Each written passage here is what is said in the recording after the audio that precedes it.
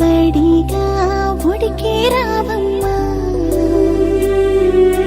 కడుపున నలుసుగా పడగానే అమ్మను పదవిని పొందాని, నా గర్భగుడిలో వెలసిన దేవత నీవేగా. అనగానగా ఇది నీ కథగా పున్నాగా, ఎప్పుడా నేను చూస్తానని ఉందే. వినగా వినగా నీ అల్లరులే మురిసేలా, ఓ కొడితే చెప్పాలని ఉందే.